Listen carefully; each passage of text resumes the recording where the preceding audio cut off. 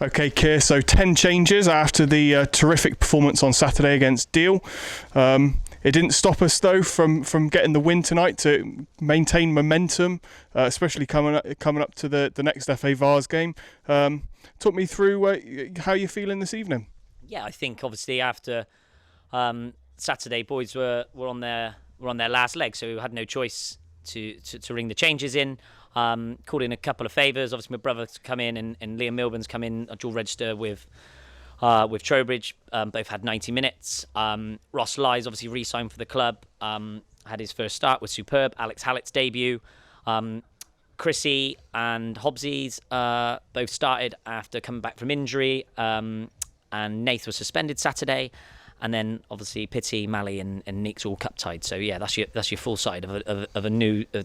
Jeppo was the only one in from Saturday. Was the same 11. Boys desperate for rests to look after themselves, and just a really routine performance. Everyone played really well. It was an easy one to maybe sack off and not have the right effort levels, but nobody did that. Some boys haven't played for a long time, and you could see they were eager to get out and impress. And now we look forward to Saturday's game away to Tuffley in the league. And it feels like a long time since we've had a league fixture, so I'm really looking forward to it. You just touched on it then about it being routine. It felt like we never really got out of first gear tonight. Is that maybe good, especially for those new signings, to maybe bed in together for upcoming games? Yeah, obviously it's hard to replicate the same energy levels and intensity than a huge FA Vars game for obviously like a League Cup game straight after on the Tuesday night. It doesn't carry the same importance, but it was hugely beneficial to the boys that haven't played for a long time, and I think they enjoyed actually just getting back out and playing. This is obviously like a hobby, so they haven't played football for a while, and they enjoy playing football, and I think that showed with the performance. Like you said, probably didn't get up to the heights that we have done this season, but more than enough to win the game. Sloppy goal to concede after we went 2-0 up, probably took the foot off the gas, and boys looked heavy. Pitty and Neeks especially looked real heavy towards the end. Mally came off after 75-80. Chrissy had a good 60 minutes, 70 minutes in him, which was really important. Hobbsy had another 45 coming back from injury. So it was almost just making sure that we were picking and choosing exactly who we gave minutes to, who needed rests, and to get everyone prepared the best we can for league action on Saturday. Is the FA Vars a distraction, or is it a positive thing with the fantastic run we've been going on in that competition? I'm certainly, all I'm thinking about is the FA Vars. Is that something that you're mindful of with the players? Huge distraction for me. I still don't really think the Wembley dream is going to happen. I know Joe and the other directors are massively pushing that narrative, and 3 games away, but I've been in this situation before. A lot of these are new to local football. To go and get to Wembley is like a 1 in a million chance, and I'm still not really convinced that we're good enough to go and do that, especially when we go to nationwide. But a lovely, lovely situation to be in, and a nice distraction at times. But one that I keep reiterating to the boys is league action is just the foremost, most important thing to my season. And that keeps getting drilled into them. Tuffley is the only thing that I'm thinking about in regards to football at the moment. We haven't played a league game since Hereford Pegasus. We've been in really good form in the league, and I don't want us to be complacent looking at their league position. I don't want us to go in there being complacent because we've had a good couple of results in the Vaz and people take their foot off the gas. So we will be as prepared as best we can for Tuffley with regards to bodies and injuries and getting boys back fit for that, and we'll go in as strong as I possibly can for that. There will be no resting players for the FA Vaz. Tuffley away is really, really important, and I will not be letting my team selection or my preparations for that game be dictated by the Vaz game. So like you said, maybe a nice distraction. I still don't think that is a realistic achievement for us to get to Wembley and win the Vaz. It sounds ridiculous, doesn't it? Like Corsham Town getting to Wembley. And I still think, we've been really, really good in the Vaz, but I don't want that to take away the fact how good we've been across the whole season. We're not just a cup side.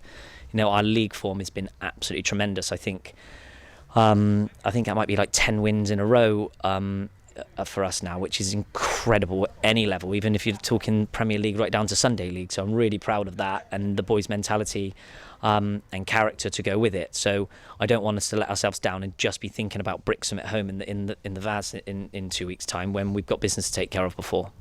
I know you couldn't make it to the Deal game on Saturday, but you must be pleased that all your hard work paid off. Yeah, no, that's not just me. Like, everyone around the football club puts huge effort in. You know, we're all doing this because we enjoy it. You know, like, none of us are doing this as like a full-time job. You know, we all give up our spare time. You know, we've all got other work commitments and family commitments. You know, and when you get taken away from those family commitments and things like that, sometimes it is a strain, and that's for everyone, for me, all the players, the directors, you know, everyone that gives up their time to help on match days. So for those days to happen like Saturday, delighted. You know, it makes those little moments really special. But it's still just one FA Vaz run. You know, we're into the 5th round. Like, you don't win anything for that. I know it's a historic game for Corsham Town, and everyone's really, really excited about it, but it's the 5th round of the FA Vaz. Like, let's not, you know, try and dress it up as a Champions League final. You know, there's lots of games coming now. We've got the League Cup that we had to get through tonight. We've got league action against Tuffley. Then we've got a week of training, and then we've got to get ready for the Vaz game, which, yeah, is a big game, but 5th round of the Vaz, let's not make it into something that it's not.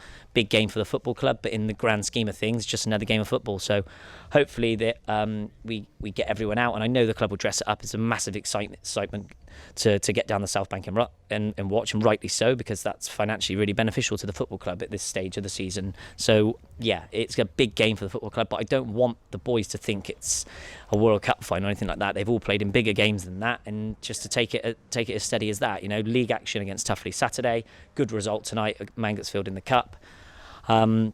And then, yeah, a nice occasion to play in front of a big crowd for Corsham. And every single boy who's been part of my squad this season deserves that day. And it's unfortunate for the boys that are suspended and cup tied. But I think that to be part of this football club at the minute is something really, really good, you know. And I think you think back to when I took over, not many people were talking about Corsham Town. And no one was really giving us any reviews or any bad press or anything like that. As soon as you start doing well and you get a little bit ambitious, you know, people start coming out the woodwork on social media and digging you out and little things like that and trying to bring you down. That's what happens. I've been in the situation before when I was at Melksham.